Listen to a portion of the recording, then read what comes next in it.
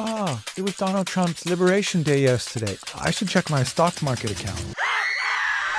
Over a 60% tariff on China, 20% on the European Union, a 10% tariff on an island which is only inhabited by penguins? I think we're gonna have to talk about tariffs. The word tariff, properly used, is a beautiful word.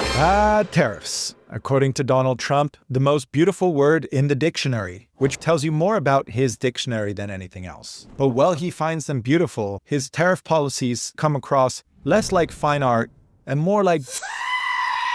We all see the headlines. Markets doing the financial equivalent to screaming into a pillow. Allies looking betrayed, finding out that their spouse actually has a secret family of tariffs. It feels unstable and unpredictable. Or, brace yourself for this one, what if the baffling, noisy chaos is the point? Believe it or not, but Trump's own team claims that this tariff tantrum is just Act 1 in a radical, high-stakes drama aimed at bulldozing the economic system that America itself built over the last 80 years. So forget the tweet-by-tweet analysis. Let's unpack the MAGA master plan as it has been hinted to us by its architects. To do so, you need to understand that 80-year history and figure out if this gamble will reshape the world in the US's favor or leave us all picking economic shrapnel out of our brokerage account for years to come. So here we go, Trump's tariffs. The secret plan to change the world order and maybe make everything expensive. Let's go. If you're new here, hi, I'm Daniel. I somehow navigated the tech world and finance to build seven-figure wealth by my early 30s. And now I try and explain all this stuff without the typical Wall Street jargon that makes it sound like you're ordering coffee in Klingon. So how do we get this system that they seem hell-bent on wrecking? Well, we need to turn back the clock to the end of World War II and the Bretton Woods Conference. The dollar gets pegged to gold. Allies get military protection and market access. The US gets allies in its global fight against communism, new markets to expand to, and the exorbitant privilege of printing the world's money. Sounds pretty fun. But eventually the system hit the Triffin dilemma. As the world economy grew, it needed more dollars than the US had gold to back.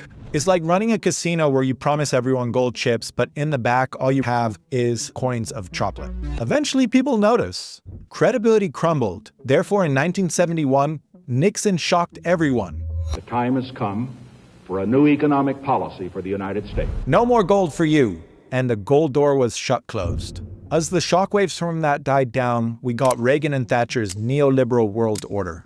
Lower tariffs, freer capital, and a floating dollar. And now the dollar's reserve role became huge, mainly because global trade, especially oil, runs on dollars. If you are a German company buying oil from Saudi Arabia, you will pay them in dollars. This massive demand pushed the dollar's value sky high. Essentially, let the US become a sort of financier state, funding global power and buying cheap imports. It feels good, except it makes American factories too expensive. Manufacturing jobs disappear, especially after the China shock in the 90s and after China joined the WTO. But now it's gone far beyond just China being the cheapest place to manufacture. They built compounding manufacturing capabilities. They started cheap, then built entire ecosystems, suppliers and expertise that got better and better at the same time as the US was dismantling their own. It's why Steve Jobs told Obama that Apple could not make iPhones in America. It wasn't just the cost, it was the 30,000 engineers needed here because the ecosystem had completely disappeared. And today, China graduates over 10 times as many engineers as the US. They built the pipeline. The overall results of the neoliberal order, worsening inequality in the US. This is where the Lackner-Milanovic elephant curve comes in. This chart shows global income growth from 1988 to 2008. If you look at the x-axis, the poorest people are on the far left and the wealthiest are on the far right. It's a tale of three stories. The tail end shows the burgeoning middle class in China. The dip on the right shows the worsening life of the middle class in the Western world. And this peak on the far right, well, that's the billionaire class. And I'll cover this in another video talking about wealth inequality. What this visually screams to us is that globalization worked. just not from the people we need votes from. This is the discontent that elected Trump. Trump's first trade war failed. Biden's subsidies cost a fortune. Team Trump says the old system failed security and Main Street. And so here we come to Act 3 of the global economic order. First, we introduce the architects of this master plan. Scott Bessent is the Treasury Secretary, an ex-partner at the Soros Fund, famous for breaking the Bank of England. Stephen Miran is a Harvard-educated hedge fund strategist. These are financial heavyweights. So what is this master MAGA plan? They see deindustrialization as a mortal threat, driven partly by increasing risks of kinetic war with China over Taiwan, which happens to supply the vast majority of US chips used for AI. J.D. Vance pointed out the increasing distance between our manufacturing abilities. Now, if you go back to World War II, America constructed thousands of so-called Liberty ships to carry troops, building them at a pace of 3 ships every 2 days. Now, we build about 5 commercial ships across an entire year. China, on the other hand, now makes more commercial ships than the rest of the world combined. In fact, one of Beijing's state-owned firms built more commercial ships just last year than all of America has produced since the end of World War II. Their goal is a manufacturing renaissance. They claim that AI and robots make this feasible. They argue that the US was exploited, framing this as fixing a broken system in an attempt to address the US's $36 trillion debt. Their vision involves recalibrating the entire system into countries that fall into green, yellow, and red buckets.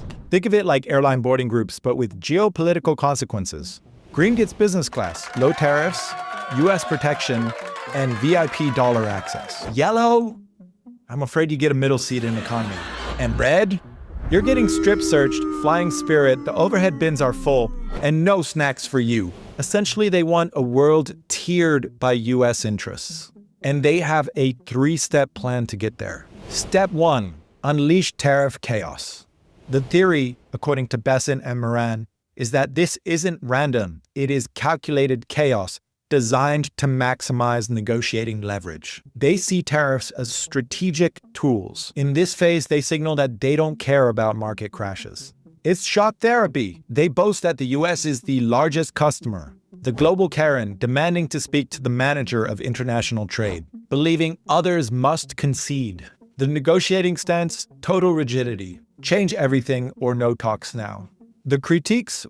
Well, where to begin? First of all, the execution was a masterclass in botching it. It unleashed business paralysis, investor panic, and market mayhem. The messaging contradicted itself. Are tariffs for revenue or for negotiation? They can't be both. They claimed no exemptions, and then they granted carve-outs. They justified blanket tariffs to stop loopholes, for example, China getting in through the back door of Vietnam. Fine, but the application was so blunt that they tariffed the Heard and McDonald Islands. Islands that have no one living on them except a bunch of penguins. Maybe they're afraid of penguin fish dumping on the US market. All of this screamed rushed, messy, and incompetent, undermining the leverage that they are seeking out. Secondly, the leverage itself might be overstated. Yes, the US is the world's largest single country importer, making up around 15% of world exports. But the other 85% goes elsewhere. Although the dollar is the world reserve currency, so those countries do need those dollars. Losing US market access hurts, but it's not game over for everyone. So step 1, questionable theory, disastrous execution. Step 2, reciprocal tariffs and the level playing field dream. The theory here is to use that questionable leverage from step 1 to force reciprocal tariffs. You hit us at 10%, we hit you at 10%. Bessent wants a system rewarding ingenuity, not cheating. Sounds simple, right? The critique? Critics will immediately point out the 1930s and the Smoot-Hawley tariffs, the breadlines those created. The administration would counter that this time is different. We had a deficit then, and we have a huge surplus now. And the world is globalized, which, okay, true, the context is different. But betting that globalized complexity makes a trade war less dangerous feels like betting that juggling chainsaws would be easier if you added just a couple more chainsaws. It relies heavily on that possibly flawed, unique leverage argument. It's a huge gamble that reciprocity leads to fairness, not just mutually assured economic destruction. Step 3. The new Global Allies Plaza Accord. The fact that the calculations used to determine tariffs so simply pointed to the trade imbalances between a country and the US suggests that the US is actually aiming for a plaza-style accord. The US has managed currency before. The Plaza Accord in 1985 saw coordinated actions with allies to devalue the dollar against the yen and mark when deficits got too bad. It showed cooperation was possible. The theory is to use the leverage from steps 1 and 2 to force a new global currency accord, with the goal being the Holy Grail: strengthen ally currencies against the US dollar, but keep the dollar as the US global reserve currency. The critique here in an economic sense is that you can't have your cake and eat it too. A significantly weaker dollar inherently affects its reserve status. Why hoard something that's losing value? It's a fundamental contradiction. So how do they plan to square this circle? Perhaps by forcing green bucket countries into deals that strengthen their own currency. Yes, that helps US competitiveness, but it hammers their economies and makes holding dollars less attractive to them, reducing their ability to buy US debt or pay tribute for their protection. It risks a destabilizing feedback loop. You can't maintain global dominance while systematically weakening your closest allies. It defies economic gravity. So after step 3, they envision this 3-tiered world order. The green bucket allies, having agreed to manage their currency and pay for protection, essentially becoming subservient states, allow the US to try and maintain reserve status, even with efforts to boost domestic manufacturing via a relatively weaker dollar against them. Yellow and red, good luck to you. It is a radical reordering based on coercion and questionable economics. Complex, and the administration, pure confidence. They hope the US grows faster. That's the sales pitch. But basic economics suggests the many things that might go wrong. So what could go wrong? Let's do a quick, painful reality check on protectionism. The first problem is you'll probably end up paying more for things. Scott Besson would point out the small impact of the China tariffs in the first term. But that was a different time, and these are much higher tariffs across the entire world. These broad tariffs mean your wallet will get thinner. The second risk is that the only two other blocks that matter, Europe and China, both retaliate in a big way. US farmers, aerospace, cars, they get slammed. Trillions in exports vaporize. Jobs vanish. It's like poking a bear with sticks that are on fire. The third problem is that protectionism is an innovation killer. Studies show protected industries typically become less efficient and get slower. Then there's other issues, like the claim that they'll bring back millions of jobs. We currently have incredibly low unemployment, around 4%. Many people think that robots will do the jobs as well. But those factories will take decades to build, and jobs vanish elsewhere. Farmers, importers, logistic workers. Then, of course, trade wars annoy your allies, which is strategically suboptimal. So the admin's rosy picture clashes with harsh economic realities, and the fallout has been predictably messy. What do we see? Inflation fears, recession alarm, farmer bailouts on the horizon, and US businesses squeezed. The gaps between the promises and the pain right now look wider than the Grand Canyon. And this calamity raises a question. Why punch everyone at once? Why alienate allies needed against China? The admin says that targeting only China fails because of loopholes. Okay, but couldn't you partner with Europe first? Could the US have found common ground against actual unfair practices by China, presenting a united front? Instead, we have unilateral chaos. And US complaints about EU barriers are because Europe has, frankly, higher standards for their food.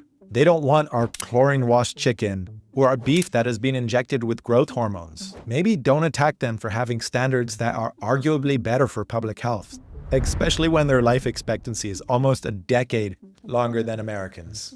Then there's the political and legal mess. Using emergency powers and bypassing Congress. Future presidents or Congress could undo it all. How can CEOs plan multi-decade, multi-billion-dollar investments when the entire trade framework could be ripped up at the next election? Chinese adversaries might think that they can just outlast Trump. But this is not a lesson of history. Jimmy Carter was the next elected president after the 1971 Nixon debacle. Instead of going in a different direction, he selected Paul Volcker as his Fed chair. Paul Volcker had been in the room with Nixon 2 days before the announcement, designing the new system with him. And what we saw under the Biden presidency was that none of the Chinese tariffs were taken off. This is bigger than any political party. But the killer blow here, trust, or the gaping crater where it used to be. This whole plan needs allies to trust America, enough to become green bucket subordinate countries. Trust is the currency of alliances. Without it, collective action is impossible. After years of chaos, trying to take Greenland, threatening to invade Panama, who signs up? If allies say no, the plan implodes. And then Besson faces a choice. Kill the dollar's power or kill the factory dream. Okay, let's assume that strengthening US industry is important. And I really do believe it is. And I admire Trump for being willing to take some action on this. But are blunt tariffs the answer? Almost certainly no. We were trying other things. The Biden industrial policy. Remember the CHIPS Act? Billions for domestic semiconductors. And the Inflation Reduction Act? Boosting green tech manufacturing. These were targeted government efforts in an attempt to rebuild America's industrial base. But to be fair to this administration, the deficits were enormous. Could we combine these? Some degree of smart industrial policy with nuanced strategic tariffs, a middle ground, not blanket bombs, but targeted protections for crucial strategic industries that needed support, like chips or green tech. While they scale up, a scalpel, not a rusty chainsaw. The chainsaw approach gives us tariffs on a country like Madagascar, who provide most of our vanilla. They're very poor, they're not going to buy a lot of American goods. And we don't grow vanilla. It just makes our fancy lattes and ice cream more expensive. It achieves nothing strategic. They even put a 50% tariff on the country of Lesotho. I've been to Lesotho. The people I met there were practically living in tents. Maybe tariffs have a tiny precise role, but context matters. Speaking of different approaches, it is worth remembering that back when Bretton Woods was being designed, there was another arguably wilder idea on the table.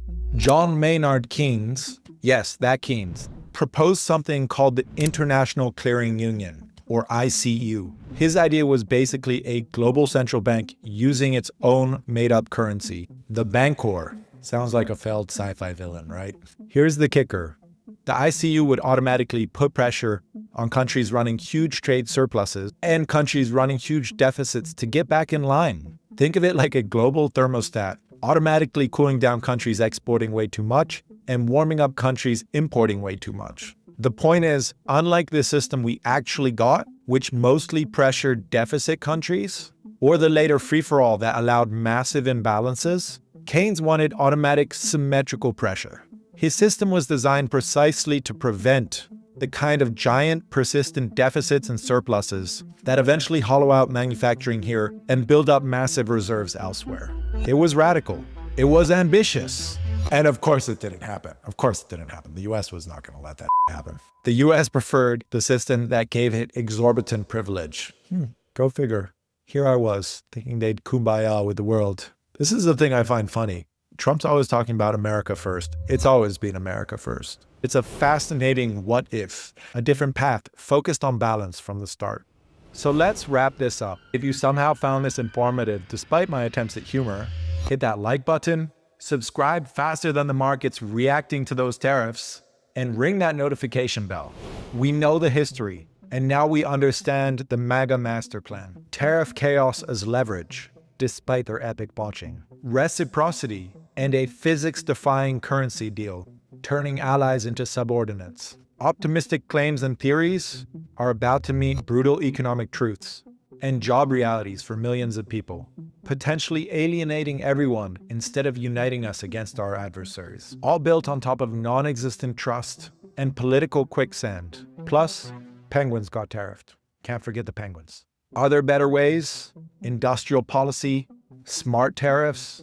Almost certainly. What is clear is that the old order was creaking, and this attempt to replace it is incredibly high risk. And understanding the motives, the methods, the madness, and the market signals is crucial. It's not just about politics. It's your money, your economic future, and maybe even the price of your Madagascar vanilla latte. So what do you think? Are we headed towards a new monetary agreement? Is this a genius plan or utter madness? Was the system broken? And be honest, did it need some changes? Unleash your thoughts in the comments below. Global orders don't just change. They often break noisily first. Knowing why it's breaking helps you avoid the sharpest pieces. Thanks for watching. Stay sharp out there. And do me a favor. You got this far, share this video with a friend. It might save them from tariff-based confusion. Mr. Solo, you wanna join in on the economics chat? All he ever wants to talk about is dog food markets and treat exchanges.